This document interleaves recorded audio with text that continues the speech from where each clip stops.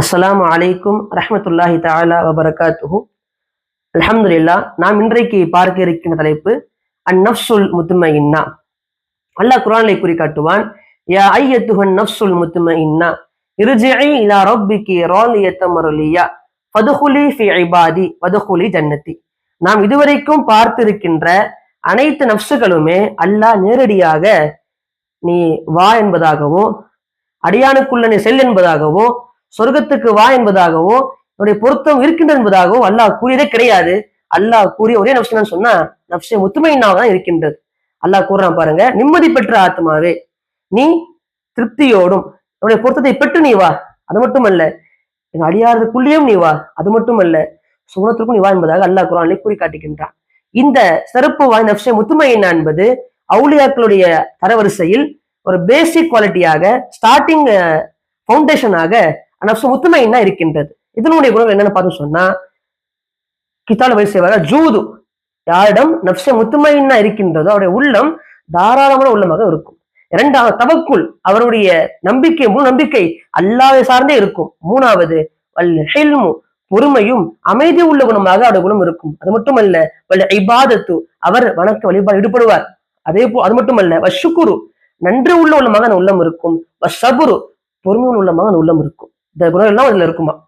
இன்னும் சொல்ல போனால் குர்ஆனை குறிப்பிட பாருங்க, வமன் யத்தவக்கல் அலல்லாஹி ஃபஹுவ ஹஸ்புஹு, யார் அல்லாஹ்வின் மீது தவ வைக்கிறாங்களோ அந்த நபருக்கு அல்லாஹ்வே ஹஸ்புஹு, போதுமானவனாக அல்லாஹ் இருக்கின்றான் சொன்னா, தவக்குலுடைய சிஃபத், தவக்குலுடைய குணம் என்பது நஃப்ஸே முத்துமையின் நாடம் இருக்கின்றவர் தான் வரும். அதே போன்றுதான் குர்ஆனை குறிப்பிடுறான் பாருங்க, யா அய்யுஹல்லதீன ஆமனு ஸ்தஈனு பிஸ்ஸப்ரி வஸ்ஸலாஹ் இன்னல்லாஹ மஅஸ் ஸாபிரீன். இவங்க விசுவாசிகளே, அல்லாஹ்விடம் தொழுகையை கொண்டும் பொறுமையை கொண்டும் நீங்கள் உதவித்தான் குறிகாட்டுகின்றான். உதவி தருதல் என்பது தொழுகை கொண்டு தட வேண்டும், பொறுமை கொண்டு தட வேண்டும். இந்த ஆயத்துல பார்க்க வேண்டிய விஷயம் சொன்னா, யோசிச்சு பாருங்க, தொழுகை என்பது ஃபரல்.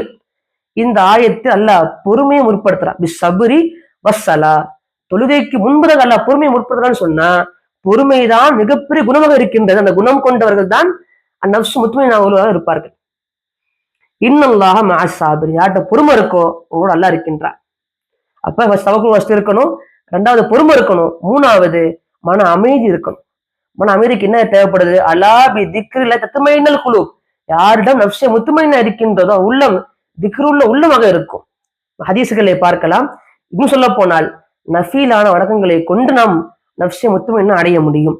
அல்லாஹ் கூறுவான், ஹதீஸ்ல வருகின்ற விஷயங்கள் தான், மன் ஆதாலி வலியன் ஃபக்கத் ஆதன்துஹு பில் ஹர்ப், யார் என்னுடைய அடியார்களை, யார் என்னுடைய அடியானை நோடு செய்கிறாரோ அல்லாஹ் அவரோடு போட்டு இருப்பானா. யார் அல்லாஹ் நெருங்க ஆசைப்படுறாங்களோ நஃபீல்களை கொண்டு அந்த நபருக்கு அல்லாஹ் கேட்கின்ற செவியாகவும், பார்க்கின்ற பார்வையாகவும், பேசுகின்ற நாவாக அல்லாஹ் இருக்கின்றார். அப்படி நஃபீலுக்கு நெருங்குகின்ற உள்ளம் தான் நஃப்ஸ் முத்மஇன்னாக இருக்கின்றது. அது மட்டுமல்ல, அல்லாஹ் ஒரு அடியானுக்கு கொடுக்கின்ற சிறந்த ஒன்று என்னன்னு சொன்னா அவுஸா மினஸ் ஸப்ரி, பொறுமையின் விசாலத்தன்மை தான் அல்லாஹ் ஒரு நபர் கொடுக்கின்ற மிகப்பெரிய சிறந்த ஒன்றாக இருக்கின்றது. அதே போன்று நாம் சில வலிமா வரலாறு படித்திருப்போம். அதுல சில வலிமாவுடைய வரலாறு நாம் படித்திருப்போம். அதுல வரக்கூடிய சம்பவங்கள் நஃப்ஸ் முத்மஇன்னாவை குறிக்கின்றது. இமாமுனா கௌசுல் ஆலம் முஹியுத்தீன் அப்துல் காதிர் ஜெயிலானி கத்தஸல்லாஹு அவருடைய வாழ்க்கையை படித்திருப்போம். அவர்கள் ஒரு முறை ரொம்ப பசியோடு இருந்தார்களாம், சாப்பிட உணவே இல்லாமல் இருந்தார்கள். அப்ப அந்த வழியுள்ள சொன்ன வார்த்தையை பாருங்க, யா அல்லாஹ் நீ என்னை பசியா சோதித்தால் நான் பொறுமையால் உன்னை சந்திப்பேன்னு சொன்னாங்களா. யா அல்லாஹ் நீ பசியா சொன்னா நான் உன்னை பொறுமையால் சந்திப்பேன்னு சொன்ன இந்த வார்த்தையை கேட்ட அல்லாஹ் அந்த இரவு தூங்குகின்ற பொழுது அந்த இரவு அல்லாஹ் உணவை கொடுத்தான். நாம் அப்ப சோதனை ஏற்படுகின்ற பொழுது பொறுமை காப்பது இருக்கா இல்லையா, இதுவும் நஃப்ஸே முத்மஇன்னா யாரும் இருக்கின்றதோ அவர்கள் உள்ளம் மாதிரி இருக்குமா. அதே போன்று ராபியத்துல் அதவியா ரஹ்மத்துல்லாஹி அலைஹி அவர்களுடைய வாழ்க்கை வர பார்த்திருப்போம். அந்த மிகப்பெரிய நேசா இருந்தாங்க அவங்க. அவர்கிட்ட அப்புறம் வந்து கேட்டாராம், இமாமே ஷேഖே, நீங்கள் செய்கின்ற அமல் சுவனத்துக்கு ஆசைப்படுறதுனா பண்றீங்க கேட்கிறாங்களா. அப்ப இந்த மாதிரி சொன்னாராம், சுவனத்தை ஆசைப்படவில்லை, சுவனத்தை படைத்த அல்லாஹ்வை நேசின்னு சொன்னாங்களாம். ராபியத்துல் அதவியா ரஹ்மத்துல்லாஹி சொன்னா, எந்த ஒரு லாப நோக்கம் இல்லாமல் முழுக்க முழுக்க இறைவன் பொருத்தத்தை நாடுகின்ற உரமாகத்தான் நஃப்ஸ் முத்மஇன்னா இருக்கின்றது.